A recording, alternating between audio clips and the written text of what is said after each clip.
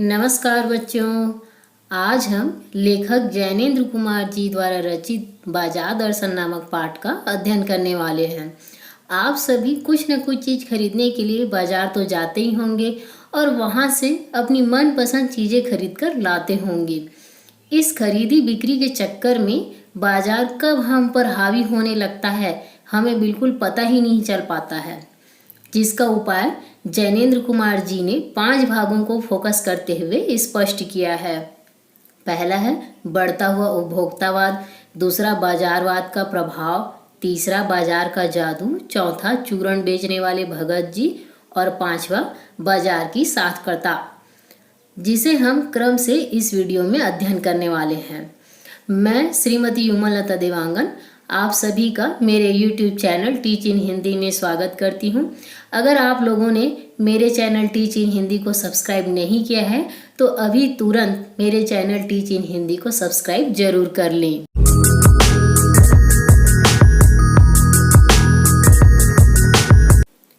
पाठ शुरू करने से पहले हम इस पाठ के लेखक जैनेंद्र कुमार जी के जीवन परिचय के बारे में प्रकाश डालते हैं। इनका जन्म सन 1905 में उत्तर प्रदेश के अलीगढ़ नामक गांव में हुआ था। देखते हैं इनका व्यक्तित्व। इनकी रचनाओं में कला, दर्शन, मनोविज्ञान, समाज, राष्ट्र, मानवता की झलक है। अब देखते हैं इनकी रचनाएं। इनकी प्रमुख रचनाएं निम्नवत है। पहला है उपन्यास, जिसमें है परख, अनाम स्वामी, सुनीता, कल्याणी, मुक्तिबोध। कहानी संग्रह में वातायन, एक रात, दो चिड़ियाँ, फांसी, पाजेब। और निबंध संग्रह भी है, जिसमें है प्रस्तुत प्रश्न, जड़ की बात, समय और हम, सोच विचार। इन्हें सम्मान भी मिला था। साहित्य अकादमी पुरस्कार, भारत भारती सम्मान, भारत सरकार द्वारा पद्म भूषण से इन्हें सम्मानित किया गया था और इनकी मृत्यु सन 1990 में हुई थी। बच्चों, जैसा कि मैंने पहले बताया कि लेखक जैनेंद्र कुमार जी ने इस पाठ को 5 भागों में फोकस करते हुए स्पष्ट किया है।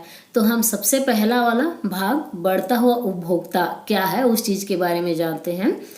तो उपभोक्तावाद एक प्रवृत्ति है जो इस विश्वास पर आधारित है कि अधिक उपभोग और अधिक वस्तुओं का स्वामी होने से अधिक सुख और खुशी मिलेगी।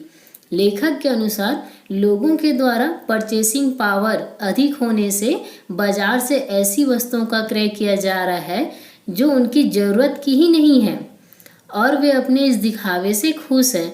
इस प्रकार व्यक्ति उपभोक्तावाद का शिकार है। आप इसे इस तरह से भी समझ सकते हैं कि जैसे आपको एक जोड़ी कपड़ा खरीदने की ज़रूरत है और आप उसे खरीदने के लिए मॉल जाते हो, है ना। आप जैसे ही मॉल में जाते हो तो क्या देखते हो कि वहाँ ऑफ़र चल रहा है, जैसे कि एक बेल्ट के साथ एक चश्मा फ्री।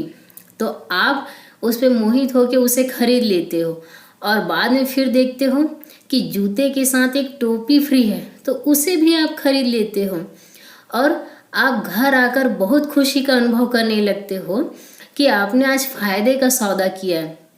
लेकिन ज़रा सोचिए, आप एक जोड़ी कपड़ा खरीदने के लिए घर से बाहर निकले थे जो लगभग 1000 की आती, लेकिन बेल्ट, चश्मा, जूता, टोपी के चक्कर में 3000 रुपये खर्च कर दिए जो आपकी ज़रूरत की ही नहीं थी। आपकी ज़रूरत तो एक जोड़ी कपड़ा थी, ये आपने बाजार के दिखावे में आकर खरीदा और इसलिए भी कि आपके पास परचेसिंग पावर थी। परचेसिंग पावर का मतलब है आपके खरीदने की क्षमता। आप गैर ज़रूरत चीज़ों को खरीदकर खुशी का अनुभव करते हैं, उसे ही लेखक ने बढ़ता हुआ उपभोक्तावाद कहा है। अब हम चलते हैं दूसरे भाग की ओर, जिसमें है बाजारवाद का प्रभाव। तो क्या है बाजारवाद का प्रभाव? जब व्यक्ति अपनी आवश्यकता अपने अनुसार नहीं बाजार में बिक रही वस्तुओं से निर्धारित करने लगता है तो उस पर बाजार हावी हो जाता है। यही है बाजारवाद। लेखक ने बाजारवाद का उदाहरण इस प्रकार स्पष्ट किया है कि उनके मित्र बाजार की चकाचौंध में इस प्रकार फंस जाते हैं कि दिन भर घूमने के बाद भी बाजार से कोई भी वस्तु नहीं खरीद पाते। इसका कारण लेखक ने हमें अपनी आवश्यकता से अनभिज्ञ होना बताया है, अर्थात हमें अपनी आवश्यकता का पता नहीं होता, इसलिए हम यह निर्णय नहीं कर पाते हैं कि हमें क्या खरीदना है और क्या नहीं। जैसे कि हमें लाल रंग की एक सूट खरीदनी है, वो भी प्लाजो सूट खरीदनी है, और हम ये डिसाइड कर लेते हैं और मार्केट जाते हैं।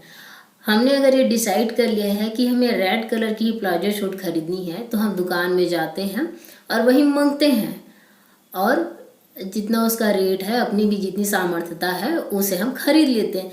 लेकिन हमने डिसाइड ही नहीं किया है कि हमें क्या खरीदना है ना, और हम चले जाते हैं दुकान। तो वहाँ दुकान में इतने कलर की रेंज और अलग अलग सूट के प्रकार दिखाते हैं, जिससे हम समझ ही नहीं पाते, क्योंकि हमें सभी कपड़े पसंद आते हैं, हम सभी में मोहित हो जाते हैं, और हम खुद भी समझ नहीं पाते कि हमें क्या खरीदना है, और इस चक्कर में हम कुछ भी चीज़ नहीं खरीद पाते, खाली हाथ वापस आते हैं। तो यही है बाजारवाद। अब हम अगले भाग में चलते हैं, जिसमें है बाजार का जादू। तो बाजार का जादू क्या है? बाजार का जादू से तात्पर्य बाजार की चकाचौंध से है, मतलब वहाँ की खूबसूरती, सजावट से। जिस तरह चुंबक का जादू सिर्फ लोहे पर ही चलता है ना, आप खुद जानते हो कि चुंबक सिर्फ लोहे को ही आकर्षित करता है, उसी से जा के चिपकता है। तो उसी प्रकार बाजार का जादू भी सिर्फ उन पर चलता है जिनकी जेब भरी हो और मन खाली हो, है ना। लेखक के अनुसार जिनके पास पैसे हों और जो बिना निर्णय के घर से निकलते हैं कि क्या खरीदना है, उन पर बाजार की चकाचौंध का ज़्यादा असर होता है। ऐसे लोग बाजार के दिखावे में फंसकर अनावश्यक खरीदी कर लेते हैं। अतः हमें बाजार तभी जाना चाहिए जब हम निर्णय कर चुके होते हैं कि हमें क्या खरीदना है। यहाँ पे लेखक ने एक बात कही है कि जेब भरी हो और मन खाली हो, है ना। तो जेब भरी हो और मन खाली हो का मतलब है कि जिनके पास भरपूर पैसे हैं, लेकिन उनके पास निर्णय नहीं है, कि मतलब वो डिसाइड नहीं कर पाते कि हमें क्या खरीदना है ना। तो उन लोग बाजार की चकाचौंध में फंस जाते हैं, और जो उनके आवश्यक ही नहीं रहती, उनके लिए वो सारी चीज़ें खरीद लेते हैं।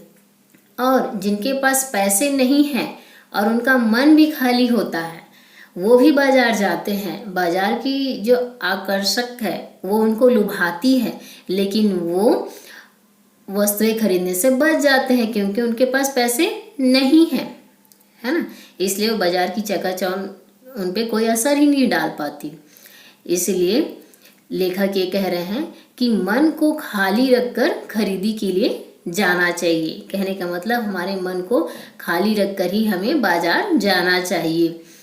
यहाँ पर मन को खाली रखने से तात्पर्य मन को बंद रखने से नहीं है, क्योंकि मन को बंद रखना मन को शून्य रखना है, और शून्य होने का अधिकार सिर्फ और सिर्फ परमात्मा को ही है।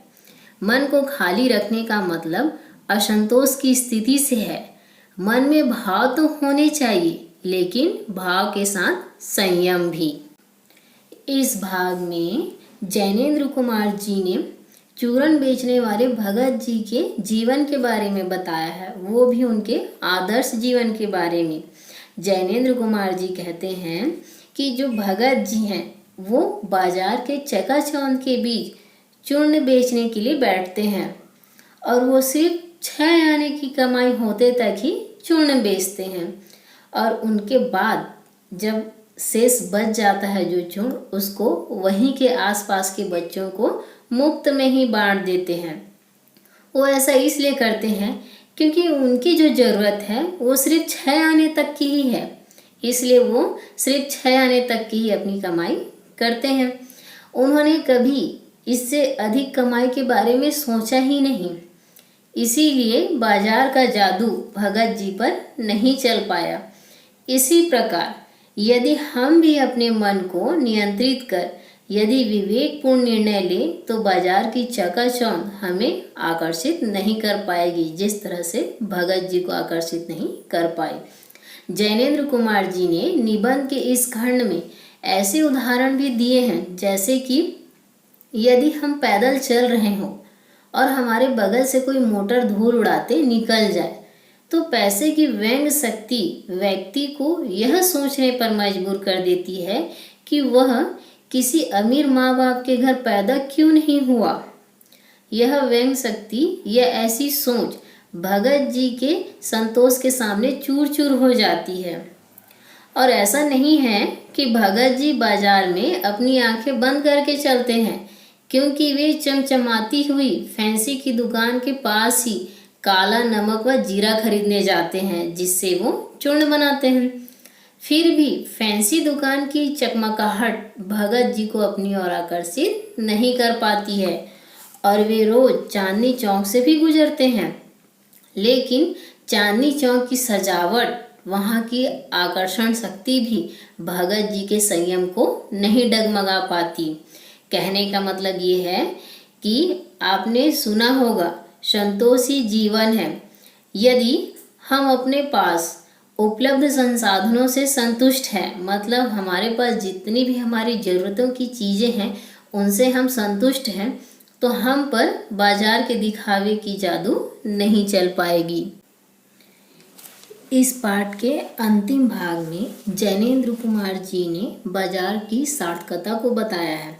वे कहते हैं कि बाजार की सार्थकता उसी मनुष्य से है जो जानता है कि उसे कब, क्या और कितना खरीदना है, जिसे अपनी आवश्यकता का ज्ञान हो। अनावश्यक वस्तुएं खरीदने वाला व्यक्ति परचेसिंग पावर मैंने पहले भी बताया है, उसका मतलब होता है खरीदने की क्षमता, मतलब एक व्यक्ति के उसके किस चीज़ को खरीदने की क्षमता है वह। तो परचेसिंग पावर के गर्व में बाजार के शैतानी शक्ति और व्यंग शक्ति को ही बढ़ावा देता है। शैतानी शक्ति और व्यंग शक्ति का मतलब होता है छल कपट को बढ़ावा देना। ये ना तो बाजार से कुछ लाभ उठा पाते हैं और ना ही बाजार को सच्चा लाभ दे पाते हैं। इनसे बाजार में सद्भावना घटती जाती है और कपट बढ़ता जाता है। ग्राहक और विक्रेता एक दूसरे को ठगने में ही अपना लाभ देखते हैं। ऐसे बाजार में लोगों में आवश्यकताओं का आदान प्रदान नहीं बल्कि शोषण होने लगता है। ऐसा बाजार मायावी शास्त्र है, ऐसा अर्थशास्त्र अनीति शास्त्र है।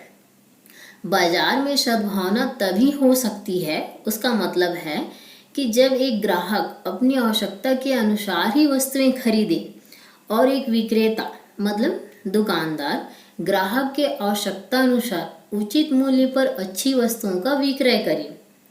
लेकिन परचेसिंग पावर के गर्व में ग्राहक और विक्रेता दोनों एक दूसरे को ठगने में अपना लाभ देखते हैं। ऐसे बाजार में आवश्यकता का आदान प्रदान नहीं होता बल्कि शोषण होने लगता है ना। तो जैनेंद्र कुमार जी ने इसलिए कहा है कि ऐसा बाजार, ऐसा अर्थशास्त्र अनीति शास्त्र है। तो ये आपका बाजार दर्शन का पाठ पूरा कंप्लीट हुआ।